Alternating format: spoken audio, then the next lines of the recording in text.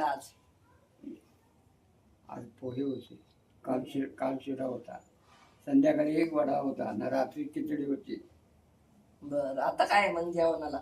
हा? आता काय जेवायला? आता आम्ही बाहेर आहे, आतला आम्हाला काही माहिती म्हणजे ताईंच्यासारखं विचारलं वातावरण समजायला पाहिजे, असं काही नाही. बर बर. काय म्हणतोय पाऊस? हा? पाऊस काय पाऊस आहे कुठे? खुणावती आणि जातोय. हं. कॉलेज काय म्हणते? काय नाही चांगला म्हणतोय. हा. बातम्या काय चालल्यात? बातम्या मी कुठे ऐकते? पेपर चालू तर बातम्या सुरू होत्या, आता बंद झाल्या. काही 6 बंडखोरांचे काही चालले आणि आज वैशिष्ट्य म्हणजे आज नव्हे, आज रविवार आहे, उद्यापासून अधिवेशन चालू आहे.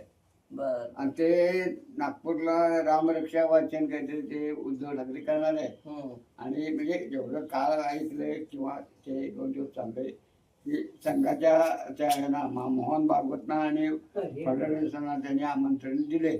बर बर.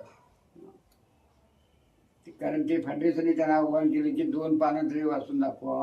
हं. हे सगळे म्हणजे रामाचं आम्ही रक्षण करतो, आम्ही राग करत नाही मिळाले आणि आम्ही ते हनुमान वाचन पण करायचं आहे आणि रामरक्षा पण वाचून दाखवणार आहे.